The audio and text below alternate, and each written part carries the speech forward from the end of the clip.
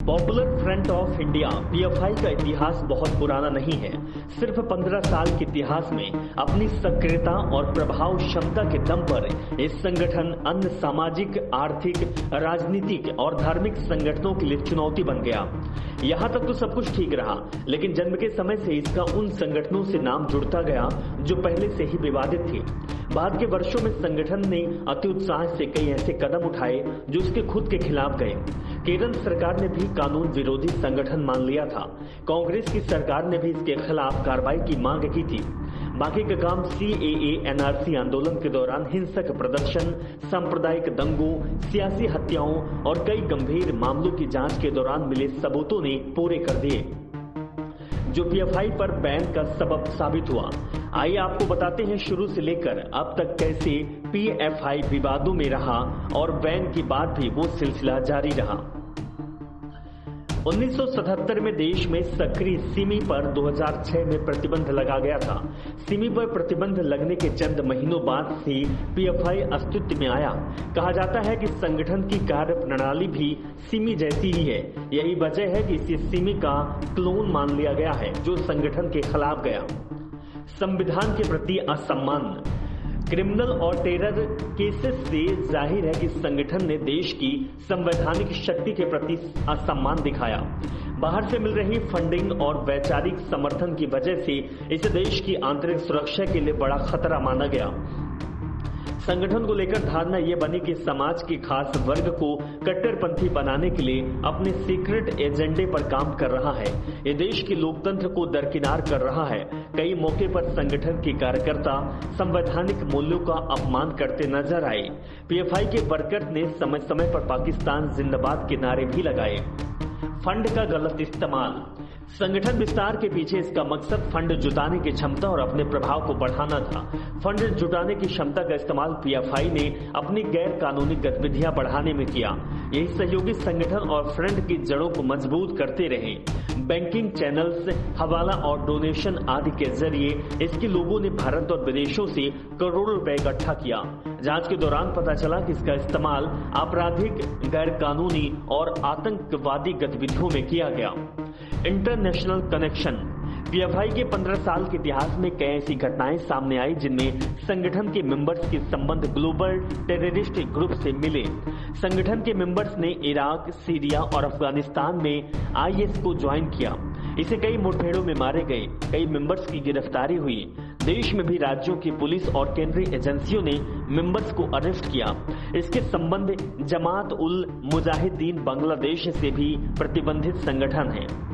RSS CPM कार्यकर्ता की हत्या से पीएफआई का कनेक्शन, 2012 में केरल सरकार ने हाईकोर्ट में बताया था कि हत्या के 27 मामलों में पीएफआई का सीधा कनेक्शन था। इनमें से ज्यादातर मामले आरएसएस और सीपीएम के कार्यकर्ता की हत्या से जुड़े थे। अप्रैल 2013 में केरल पुलिस ने कुन्नूर के नरात में छापा मारा और पीएफआई से जुड़े 21 कार्यकर्ता को गिरफ्तार कर लिया गया। छापेमारी में पुलिस ने 2 देसी बम, एक तलवार बम बनाने का कच्चा सामान, कुछ पर्चे बरामद किए थे। पीएफआई ने दावा किया था कि केस संगठन की छवि खराब करने के लिए बनाया गया था। बाद में से केस की जांच एनआई को सौंप दी गई। संजीत 2012 केरल, बी रामलिंगम 2019 तमिलनाडु, नंदू 2021 केरल, अभिमन्यु 2018 केरल, बिबिन 2017 केरल, शपथ 2017 कर्नाटक, 2016 कर्नाटक, प्रवीण पुआरी 2016 कर्नाटक, शशि तूरार जैसे केस सीधे पीएफआई का लिंक सामने आया है। 2017 में एनआईए ने बैन लगाने की मांग की थी। 2017 में एनआईए ने गृह मंत्रालय को पत्र लिखकर इस संगठन पर प्रतिबंध लगाने की मांग की थी। एनआईए की जांच में पीएफआई के कथित रूप से हिंसक और आतंकी गतिविधियों में लिप्त होने की बातें भी सामने आई थी। एनआईए ने अपने डोजियर में पीएफआई को राष्ट्रीय सुरक्षा के लिए खतरा बताया था। ये संगठन मुस्लिमों पर धार्मिक कट्टरता थोपने और जबरन धर्मांतरण करने का प्रयास करता था। इस पर हथियार चलाने के लिए ट्रेनिंग कैंप चलाने का आरोप है। साथ ही संगठन युवाओं को कट्टर बनाकर आतंकी गतिविधियों में शामिल होने के लिए उकसाता है। इनकी गतिविधियां भी देश और शांति, धार्मिक सद्भाव के लिए खतरा बन सकती है। ये संगठन चुपके चुपके देश के एक तबके में यह भावना जगा रहा था कि देश में असुरक्षा है और इसके जरिए वो कट्टरपंथ को बढ़ावा दे रहा था। प्रधानमंत्री मोदी भी थे टारगेट में। प्रवर्तन निदेशक यानी कि ईडी ने पॉपुलर फ्रंट ऑफ इंडिया को लेकर एक दावा किया था कि जुलाई 2022 में बिहार की राजधानी पटना में पीएफआई ने प्रधानमंत्री मोदी पर हमले को खतरनाक योजना बनाई थी। इसके लिए संगठन ने पटना में ट्रेनिंग कैंप भी लगाया था और कई सदस्यों को ट्रेनिंग देने का काम किया। पीएम मोदी की हर गतिविधियों पर नजर रखी जा रही थी। मीडिया की रिपोर्ट्स के मुताबिक केवल प्रधानमंत्री मोदी पर ही हमले नहीं बल्कि पीएफआई अन्य हमलों के लिए भी टेरर मॉड्यूल तैयार कर रहा था। पटना के फुलवारी शरीफ में साजिश में ये बातें सामने आई थी कि पीएफआई 2047 तक भारत को मुस्लिम राष्ट्र बनाना चाहता है। यह आरोप पीएफआई पर बैन का सबसे बड़ा कारण साबित हुआ। पीएफआई का इतिहास हम आपको ये भी बता रहे हैं कि पॉपुलर फ्रंट ऑफ इंडिया यानी कि पीएफआई का गठन 17 फरवरी 2007 को हुआ था। ये संगठन दक्षिण भारत के 3 मुस्लिम संगठनों का विलय करके बना था।